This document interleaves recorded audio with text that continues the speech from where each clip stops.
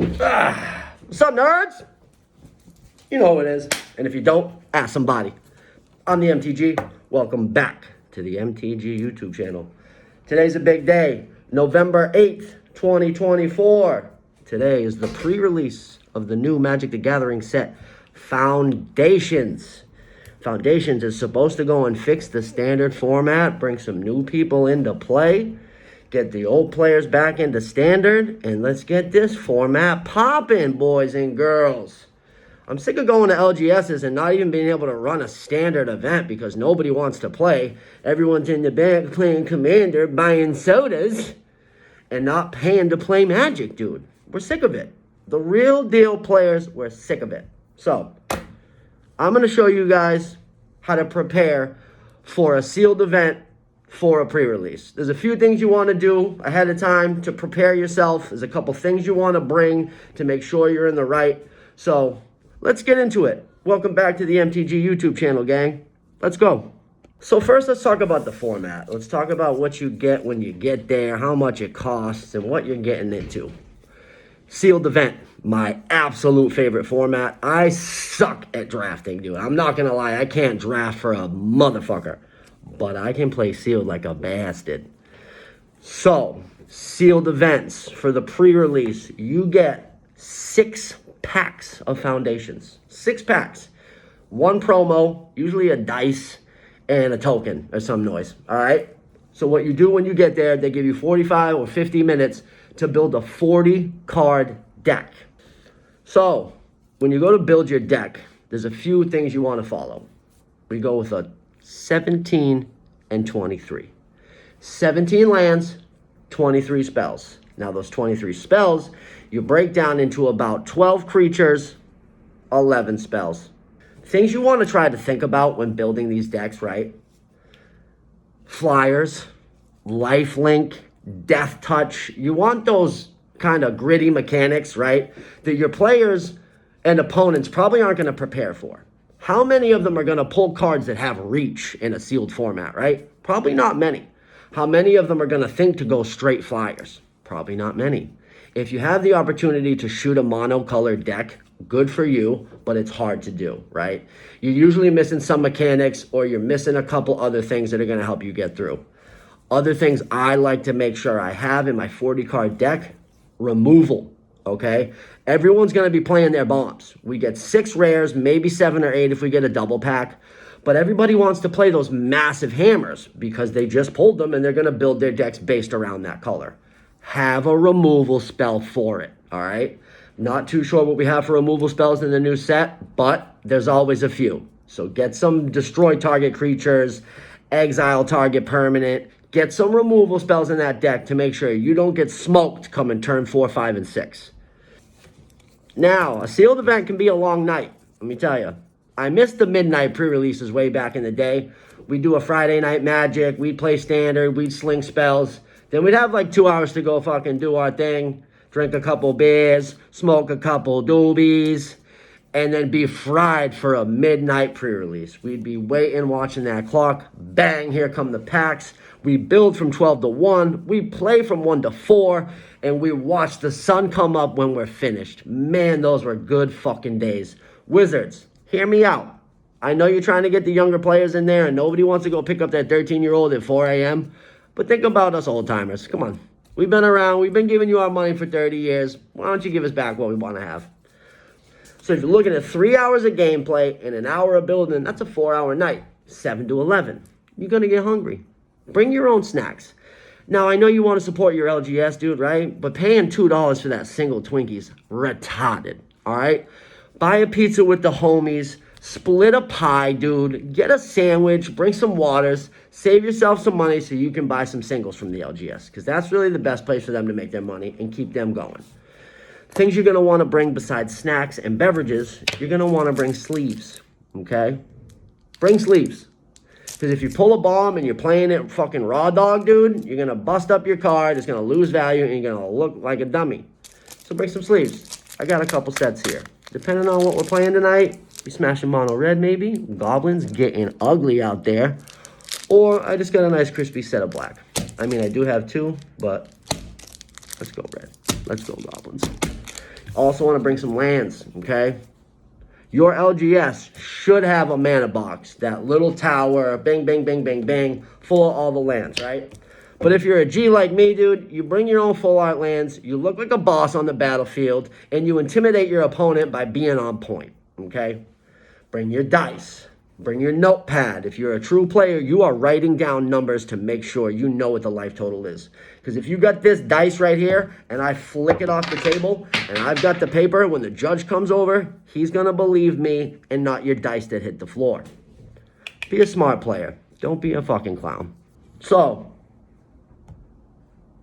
let's take a look at the set in its entirety, right? Here we are, mythicspoiler.com. If you know it, you know it. If you don't, get to it. What Mythic Spoiler does is, after the release of the newest set, so let's say Duskmourn comes out, we know Foundations is on the way. So what they start doing is every day they start slipping us a couple cards. Ooh, here's this card, but it's in a different language, but you can see some of it. You can see the life total, or the tower and toughness. You can see the mana cost. So here it is. I'm screen grabbing it for you guys now, but let's take a look at this set, dude. Let's take a look at the set in its entirety, right? Here we are, mythicspoiler.com. If you know it, you know it. If you don't, get to it. What Mythic Spoiler does is, after the release of the newest set, so let's say Duskmourn comes out, we know Foundations is on the way. So what they start doing is every day they start slipping us a couple cards. Ooh, here's this card, but it's in a different language, but you can see some of it. You can see the life total, or the tower and toughness. You can see the mana cost. So here it is. I'm screen grabbing it for you guys now, but take a look at this set, dude.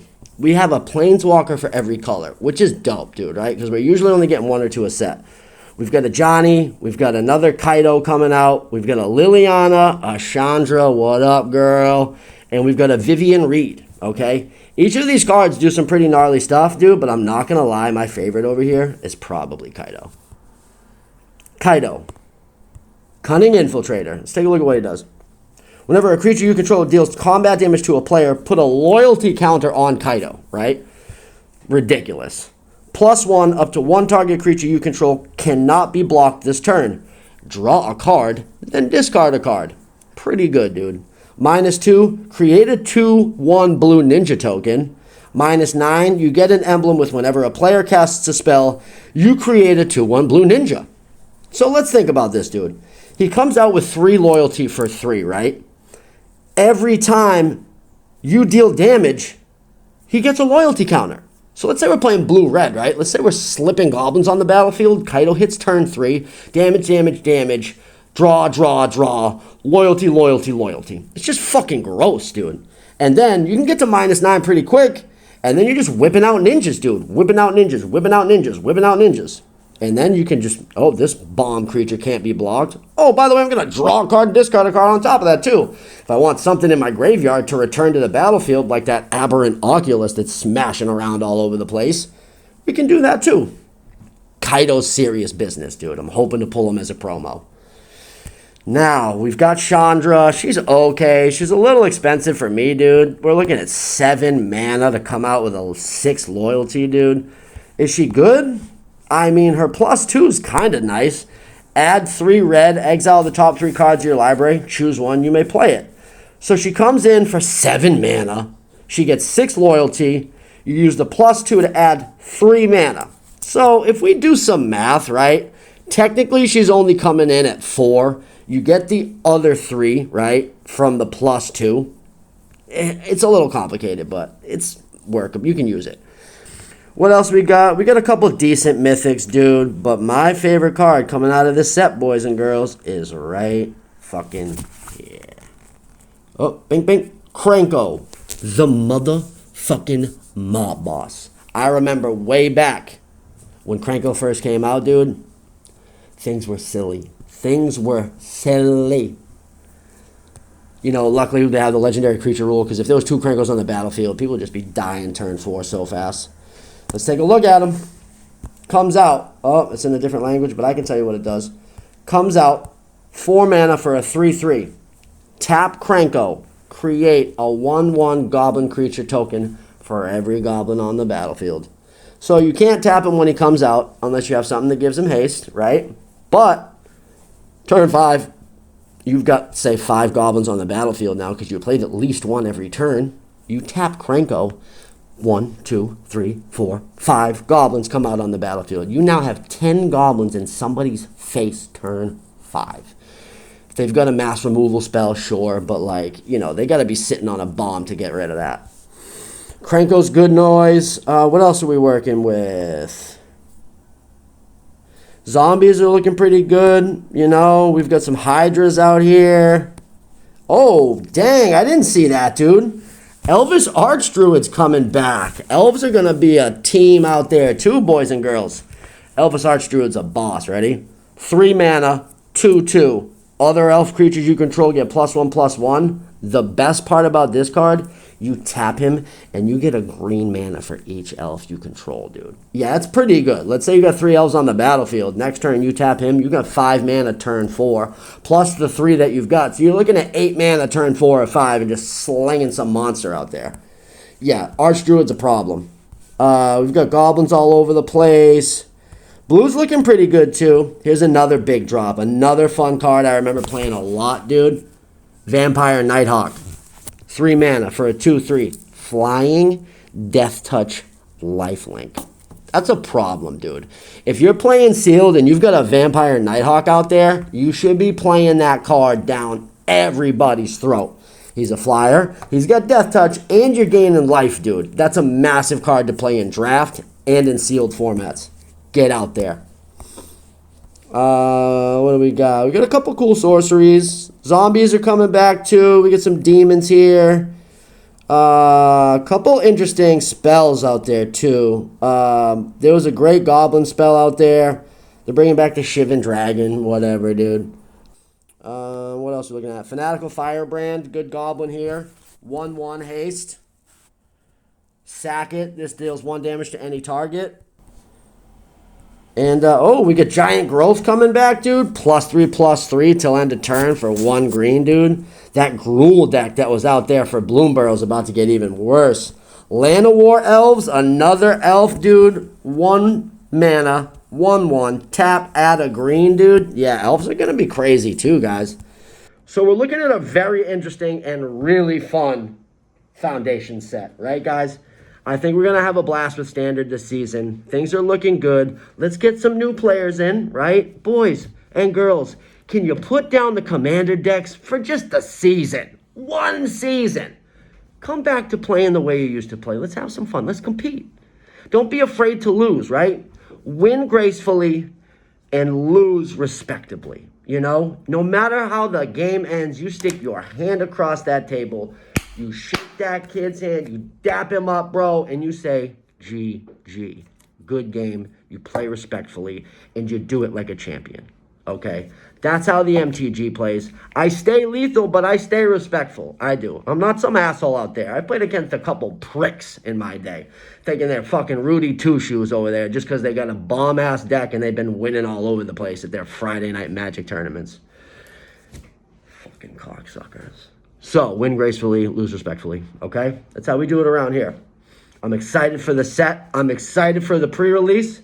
Tomorrow, I'll be posting my standings. I'll post it through the companion app. Take a couple snapshots. Have to knock out my name. Oh, maybe I can change it, actually. I think I'm going to finally change it. We'll change it to, you know what, TheMTGee. Because you know where you are, gang. You're at the greatest and edgiest channel on the block. Thanks for coming by. Get ready for foundations. Get out there and play. Go have yourself some fun. And as always, while you're doing it, stay lethal, nerds. I'm the MTG. Thanks for coming by.